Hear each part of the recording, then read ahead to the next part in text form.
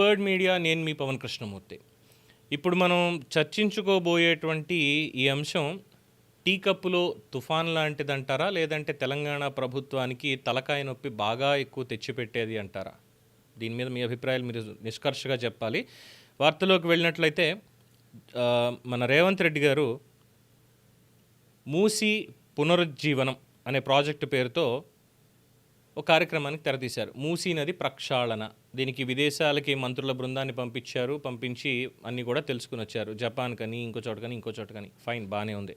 మూసీ నదిని పూర్తిగా క్లీన్ చేస్తాను అంటే ముందుగా సంతోషించే వాళ్ళలో ఆ నది పరివాహక ప్రాంతం ఒడ్డేదైతే ఉందో అక్కడ ఉన్నటువంటి వాళ్ళే ముందుగా రేవంత్ రెడ్డి గారిని కూర్చోబెట్టి పాలాభిషేకం చేస్తారు. అందులో ఎటువంటి మొహమాటం లేదు, అభ్యంతరం అంతకమించి లేదు. బికాజ్ అది ఇప్పుడు అంత మురికి కోపంగా ఉంది కాబట్టి. అలాగే గతంలో ఈ ఇళ్ళు కూల్చినప్పుడు కానీ ఇంకోటి కానీ వాళ్ళంతటా వాళ్లే లేదు రేవంత్ రెడ్డి గారు చేసింది మంచిదే, తప్పు లేదు, ఇన్నాళ్ళు మేము ఏదో ఉండిపోయాం కానీ మమ్మల్ని మంచిగా వేరే చోటుకి పంపిస్తున్నారు. డబుల్ బెడ్రూమ్ ఇళ్లలోకి కూడా వాళ్ళని పంపించడం జరిగింది అక్కడ. అయితే ఇప్పుడు వేరే ప్రైవేట్ అపార్ట్మెంట్స్ ఏవైతే ఉన్నాయో వాటి జోలికి కూడా వెళ్తున్నారు అన్నటువంటి పాయింట్లోనే ఈ డిస్కషన్ నడుస్తుంది. ముందుగా కొన్ని వీడియోలు చూద్దాం. ఇంత ఇక్కడ 450 ఫ్యామిలీస్, సుమారుగా 3000 మంది మెంబర్స్, 3000 మంది మెంబర్స్ ని డిస్టర్బ్ చేసి ఆయన గాంధీ గారి విగ్రహం కట్టాల్సిన పనే ఉంది. గాంధీ గారు కట్టుకోండి, 50 ఎకరాలు ఉంది అక్కడ, 50 ఎకరాలు ఏమైనా చేసుకోండి. 100 ఎకరాలు ఉందంటున్నారు గవర్నమెంట్ ల్యాండ్, దాంట్లో కట్టుకోండి, దాంట్లో చేసుకోండి. కానీ ఇది ధర్మం కాదు, న్యాయం కాదు. ఇంకొకటి, గవర్నమెంట్ దగ్గర డబ్బులు లేవంటున్నారు. 5,000 కోట్లు అప్పు చేసి ఈ పని చేయాల్సిన పనే ఉంది. 5,000 కోట్లు అప్పులు చేసి ఈ పని చేయాల్సిన పనే ఉంది. దానికి వేరే డెవలప్మెంట్ పెట్టుకోండి. పెన్షన్స్ ఇవ్వట్లేదు గవర్నమెంట్, వీళ్ళు సెటిల్ చేయట్లేదు గవర్నమెంట్. దీనికి ఎందుకు వేస్ట్ చేస్తారు మనీని? ఎవరు కూడా దీన్ని ఒప్పుకోరు, దీన్ని ఒప్పుకోరు. ఇక్కడ ఇప్పుడు మా దగ్గరకు వచ్చిన వాళ్ళు ఓన్లీ కొంతమందే వచ్చారు. ఇక్కడ only very few people have come. ఇక్కడ ఇది మినీ ఇండియా. మధు పార్క్ అనేది ఒక మినీ ఇండియా. ఈ మినీ ఇండియాలో లేని జనాభా లేని రాష్ట్రం లేదు. हमारे घर ले लियो, खाना ले लियो, हमारे खाली चलिए, मगर हमारे घर खाली करना, हमारे बच्चे जवान बच्चे काम है सर। अब हुआ क्या? हम गरीब है, यहाँ नदी में उसका से मच्छर आने, अब हैदरा वाले आए तो क्या बोले आप लोगों को? हम लोगों को घर तोड़े मगर हमारे घर देखो, घर तोड़ना। तो आप लोगों का जो रजिस्ट्री है, पेपर आप पूरे आप लोगों के पास? अब टैक्स भी है। हाँ, तो हुकूमत तेलंगाना क्या चाह रहे हैं आप लोग?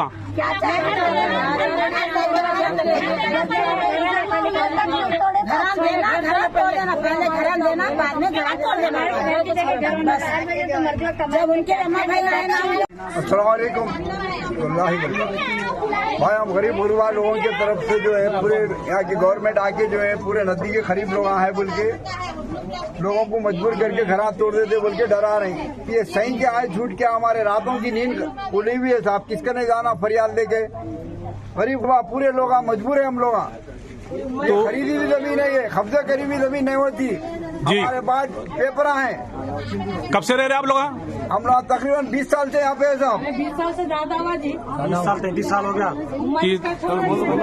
30-35 साल से हम लोग यहाँ है साहब जी। 40 साल हो रहा है। वजाहत हमारी है, गरीब रहने की वजह से हम लोग जो है इस मुकाम पे है। जब से तो हुकूमत तेलंगाना से क्या चाह रहे? पट्टे उनकी जमीनों के फिक्रा है हमारे पास, ऐसा कुछ भी नहीं है। से हम ये चाह रहे हैं कि भाई घर के बदले घर देना, आपको यहाँ से हटा दे तो यहाँ से हटा दिए तो गवर्नमेंट से हम लोग पहले घर देना, उसके बाद हम खाली करेंगे। हमारे को घर बताइए, उसके बाद यहाँ का तोड़म पोड़ी कीजिए आप लोग। डायरेक्ट छोड़ेंगे तो जाना, डायरेक्ट छोड़ेंगे तो गरीब गुरबा लोग जाएंगे कहाँ पे साहब? कांग्रेस तो बोली हम लाओ हमारे को, हम जो तुम गरीबों को साथ देती बोली।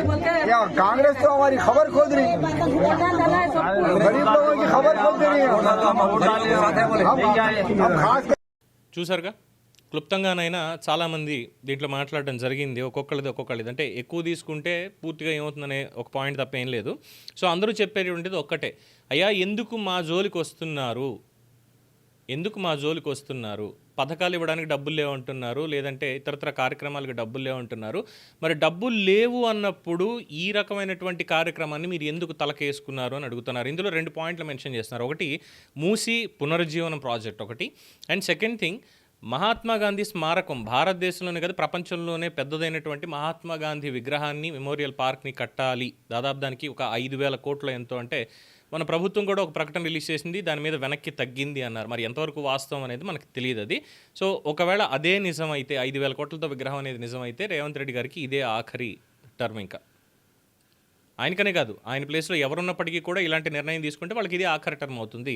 అందులో ఎటువంటి మొహమాటం లేదు. అండ్ సెకండ్ థింగ్, మూసీ పునరుజ్జీవనం అనేటువంటి దానికి ముఖ్యంగా ఇక్కడ మీకు మార్క్ చేసినటువంటి apartment, Madhu park ridge apartment, దీనికి మార్కింగ్ ఇచ్చారు, ఇది తొలగించాల్సి వస్తుంది, ఇక్కడ మీరు ఇక్కడి నుంచి ఖాళీ చేయాలి అని. ఇక్కడ ప్రధానంగా ఒక్కటే అడిగేది, మూసీ పునరుజ్జీవనం బాగానే ఉంది, ఓకే. మరి ఈ అపార్ట్మెంట్ దాదాపుగా దశాబ్ద కాలం నుంచి వాళ్ళు అందులో జీవిస్తున్నారు. దశాబ్ద కాలం, 10 సంవత్సరాల నుంచి జీవిస్తున్నారు. మరి 10 ఏళ్ల క్రితం కేసీఆర్ గవర్నమెంట్కి మూసీ పునరుజ్జీవం మార్కింగ్ చేయించాలని తెలియలేదా? లేదంటే ఎందుకులే మూసీ నదిని నేను ఇలా చేస్తానని చెప్పడం వరకే నా రాజకీయ ప్రకటన, అంతకుమించి నేను ముందుకు వెళ్ళను అని డిసైడ్ అయిపోయి ఉన్నారా? ఎస్, రెండోది కరెక్ట్. ఆయన డిసైడ్ అయిపోయినారు కాబట్టి ఇక్కడ దాకా వెళ్ళలేదు. దాంతో ఎంక్రోచ్మెంట్లు అవనివ్వండి, లేదు లెజిటిమేట్గా ఉన్నటువంటి స్థలాలు అవనివ్వండి, వాటిల్లో నిర్మాణాలు అనేవి భారీగా జరిగిపోయాయి. అందులోనే ఈ మధు పార్క్ రిడ్జ్ అపార్ట్మెంట్ కూడా ఒకటి. అందులో సామాన్యులు ఉన్నారు, కొంతమంది విఐపీలు ఉన్నారు, ఎక్కువ శాతం జర్నలిస్టులు, ప్రముఖ పేపర్లలోనూ ప్రముఖ ఛానళ్లలోనూ పనిచేసేటువంటి జర్నలిస్టులు ఉన్నారు. ఇండిపెండెంట్ జర్నలిస్టుల పేరుతో చలామణి అవుతున్న వాళ్ళు కూడా ఉన్నారు. వాళ్ళు కూడా ఈ మధు పార్క్ రిడ్జ్ అపార్ట్మెంట్లో కొనాలి అంటే ₹1,00,00,000 ₹1,50,00,000 ఎంత చెప్తున్నారు. మరి మనకు తెలియదు అనుకోండి ఫైనాన్షియల్గా సంబంధించి. అయితే ఇప్పుడు ప్రధానంగా అడుగుతున్నటువంటిది ఒకటే, 10 ఏళ్ల నుంచి ఉంటున్నారు, ఇది మూసి దీంట్లో ఉంది అంటే ఇప్పుడు మీరు వెళ్ళి కూలగొట్టాలి అంటే కూలగొట్టేటువంటి హక్కు రేవంత్ రెడ్డి సర్కార్కి ఉందా? టెక్నికల్గా అయితే ఖచ్చితంగా ఉంది. కానీ దానికంటే ముందు చాలామందిని శిక్షించాలి. HMDA approvals, GHMC approvals, registrations అంటే రెవెన్యూ డిపార్ట్మెంట్, వాటి సర్వేయర్స్, అందరినీ కూడా శిక్షించాలి. ఎందుకంటే వాళ్ళకి లెజిటిమేట్గా రిజిస్ట్రేషన్స్ చేసింది వాళ్లేగా. 10 ఏళ్ల నుంచి ఏ చీకు చింత లేకుండా అనేక కుటుంబాలు అందులో హ్యాపీగా జీవనం సాగిస్తున్నాయి. కొంతమంది సొంతంగా కొనుక్కున్నారు, కొంతమంది లోన్లు పెట్టుకున్నారు, కొంతమంది వేరే చోట ఆస్తుల మేసి వచ్చి ప్రశాంతంగా జీవిద్దామని చెప్పి వాళ్ళు దాంట్లో పెట్టుకున్నారు. మరి రిజిస్ట్రేషన్ చేసినటువంటి వాళ్ళు డబ్బులు వెనక్కిస్తారా వీళ్ళకి కాంపన్సేషన్ తోటి? ఎందుకంటే పెట్టినటువంటి అమౌంట్కి కనీసం 2 నుంచి 3 రెట్లు ఎక్కువ ఇవ్వాలి. మరి ఆ విధంగా చేస్తారా? లేదు, ఇది అక్రమ కట్టడం అయితే రేవంత్ రెడ్డి సర్కార్కి తలకాయ నొప్పండంలో ఏమాత్రం అతిశక్తి లేదు. ఎందుకంటే అప్రూవల్స్ ఇచ్చింది. అప్పుడు కూడా చెప్పుకోవచ్చు, ఇది మేము ఇచ్చిన అప్రూవల్ కాదు, ఇది కేసీఆర్ సర్కార్లో ఇచ్చినటువంటిది అని. ముఖ్యమంత్రిగా కేసీఆర్ కాదు కదా అప్రూవల్ ఇచ్చింది. టౌన్ ప్లానింగ్ డిపార్ట్మెంట్ అనేది ఒకటి ఉంటుంది, జిహెచ్ఎంసీ ఉంది, హెచ్ఎండిఏ ఉంది, ఇవి కాకుండా రెరా అప్రూవల్స్ ఉంటాయి. మరి వీళ్ళందరూ ఎలా ఇచ్చారు? అంటే వీళ్ళని తిమ్మిని బమ్మిని చేసేలాగా తప్పుడు డాక్యుమెంట్స్ ఇవన్నీ సృష్టించి ఏమైనా ఇచ్చారా? ఒకళ్ళు ఇచ్చినట్టయితే ఆ మధు పార్క్ రిడ్జ్లో పనిచేసే జీవిస్తున్న వాళ్ళందరికీ కూడా అన్యాయం జరిగినట్టే. అది ఎవరు చేసినా ప్రభుత్వం అనేటువంటిది ఒక ఎంటిటీ. పాలకులు మారొచ్చు, ఈరోజు నువ్వు ఉండొచ్చు, రేపొద్దున నేను ఉండొచ్చు, కానీ ప్రభుత్వం అనేది ఉంటుంది. అధికారులు అనేవాళ్ళు పర్మనెంట్గా ఉంటారు రిటైర్ అయ్యే వరకు. సో వాళ్ళు చేసినటువంటి తప్పుకి ప్రజలు ఎందుకు ఇబ్బంది పడాలి? అది మధు పార్క్ రిడ్జ్ అయినా, ముసలమ్మ కుంట అయినా, ఏదైనా సరే. ఇప్పుడు హైడ్రా పేరుతో చేస్తున్నటువంటి దానికి ప్రజల నుంచి మంచి మద్దతు వస్తుంది, తప్పులేదు. ప్రభుత్వ స్థలాలు కాపాడడం కానీ, ఎన్ని లక్షల కోట్ల రూపాయలు విలువైనటువంటి స్థలాలు కాపాడుతున్నారనేది ప్రతిరోజు అప్డేట్ చూస్తూనే ఉన్నాం. చెరువులు, ఇప్పుడు అగ్నిమాపక శాఖకు సంబంధించి కూడా పర్యవేక్షణ వాళ్ళు చేస్తున్నారు, బిల్డింగ్ సెక్యూరిటీ అనేటువంటి దాన్ని కూడా ప్రజలు యాక్సెప్ట్ చేస్తున్నారు. కానీ ఇలాగా హెచ్ఎండిఏకి సంబంధించి లేదంటే జిహెచ్ఎంసీ అప్రూవల్స్ వీటికి సంబంధించి చూసినప్పుడు మాత్రం ప్రజల్లో తీవ్రమైనటువంటి వ్యతిరేకత ఉంది. అసలు మిమ్మల్ని రిజిస్ట్రేషన్ టైంలోనే ఇది కరెక్ట్ అయినటువంటి స్థలమా కాదా అని చెప్పాల్సింది ప్రభుత్వ ఉద్యోగులే. అలాంటిది లేఅవుట్లు వేసింది వాళ్ళే, అప్రూవల్స్ ఇచ్చింది వాళ్ళే. ఇప్పుడు వచ్చి సడన్గా మీరు మూసినది మురికి మొత్తం తీస్తాము, దాంట్లో మార్కింగ్ చేశారు మీ బిల్డింగ్, ఇది కూలగొట్టాల్సిందే, ఇక్కడ కట్టి తీరాల్సిందే, ఇది మొత్తం అంతా కూడా క్లీన్ చేయాల్సిందే, మీరు ఎక్కడికి వెళ్తారో వెళ్ళండి అంటే తప్పెవరిది? శిక్షించకుండా. మరి పరిహారం ఏమైనా మాట్లాడుతున్నారంటే పరిహారం కూడా ఇంకా ఏమీ మాట్లాడేటువంటి పరిస్థితి లేదు. ఎందుకంటే 1,50,00,000 పెట్టి కొనుక్కున్నటువంటి వాళ్ళు, బ్యాంకులకు వడ్డీలు కడుతున్నటువంటి వాళ్ళు, ఈఎంఐలు కడుతున్నటువంటి వాళ్ళు ఎంతమంది ఉన్నారు, వాళ్ళందరికీ కూడా క్లియర్ చేసి వేరే ఎక్కడిస్తారు? సేమ్ ఎమ్యూనిటీస్ తోటి చుట్టుపక్కల ఉండేటువంటి హాస్పిటల్స్, స్కూల్స్, పచారీ కోట్లు, సినిమా థియేటర్లు, ఏదన్నా కానివ్వండి అది. అలాగే కనెక్టివిటీ, ఎక్కడికి వెళ్ళాలన్నా కూడా ఈక్వల్ కనెక్టివిటీ, ఇవన్నీ ఉన్నటువంటి ప్రాంతాన్ని ఇంకోటి చూసి వాళ్ళకి ఇబ్బందులు లేకుండా సేమ్ అదే కైండ్ ఆఫ్ అపార్ట్మెంట్ లేదంటే అదే స్థలంలో అలాంటిదే ఇంకోటి చూపించగలుగుతుందా ప్రభుత్వం? నో, అది మా బాధ్యత కాదు అంటారు. మరి ఏది బాధ్యత, ఎవరిది? సో ఇలా చెప్పుకుంటూ పోతే దీనికి సంబంధించి రాజకీయ నాయకులు పరామర్శించడానికి వెళ్ళారు. అది పరామర్శ కాదు, బేసిక్గా వాళ్ళు చేసినటువంటి తప్పులు ఇది మా తప్పు కాదు అని చెప్పుకోవడం, ఇదంతా రేవంత్ రెడ్డి సర్కార్దని చెప్పడం వరకే ఈ రాజకీయ నాయకులందరూ కూడా వెళ్ళినటువంటిది.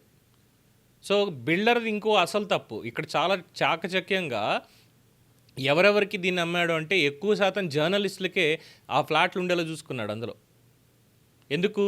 రేపన్న రోజు ఏమైనా గొడవ వచ్చినా సరే జర్నలిస్టులు ఉన్నారు కాబట్టి వాళ్ళు కొట్లాడి ఎలాగైనా దాన్ని ఆపేసుకుంటారు, మీడియాలో ఎక్కువ హైలైట్ అవుతుంది, దాంతో ప్రభుత్వం దీన్ని ఏం చెయ్యలేదు అనేటువంటి ఒక ఆలోచన కూడా దీని వెనకాల ఉంది అని అంటున్నారు. ఏమనాలి మరి? ప్రభుత్వంలో ఉండేటువంటి వాళ్ళు తప్పులు చేయడం, దానికి సామాన్యులు బలైపోవడం. ఎన్నో స్థలాల్లో చూసాంగా, రిజిస్ట్రేషన్లు చేసింది ఎవరు అప్రూవల్స్ ఇచ్చారు? ఈ ఎఫ్టీఎల్ లిమిట్ కానీ లేదంటే ఇతరత్ర అంశాలు ఏవైతే తెర మీదకి వచ్చి హైడ్రా వచ్చిన తర్వాత మరి అప్రూవల్స్ ఇచ్చింది ఎవరు? ముందు కడుతుంటే చోద్యం చూస్తూ కూర్చున్నది ఎవరు అంటే అధికారులే. మరి అధికారులను శిక్షించకుండా వచ్చి ప్రజలు మీరే నష్టం భరించాలి అంటే ఎందుకని భరించాలి, మిమ్మల్ని ఎందుకు మా నెత్తి మీద మొయ్యాలి అని చెప్పి ప్రశ్నిస్తున్నారు. సో రేవంత్ రెడ్డికి ఇది కేవలం మధురిడ్జ్ అపార్ట్మెంట్ మాత్రమే కాదు, మిగతావి కూడా తలకాయ నొప్పి అవుతాయా? లేదు, ఆయన తలంచినటువంటి ఆ కార్యక్రమం ముందుకు వెళ్ళాలి అంటే వేరే ఆల్టర్నేట్ సోర్సెస్ ఏమున్నాయి? ప్రజలు ఏం చెప్తారు ఆయనకి సలహా?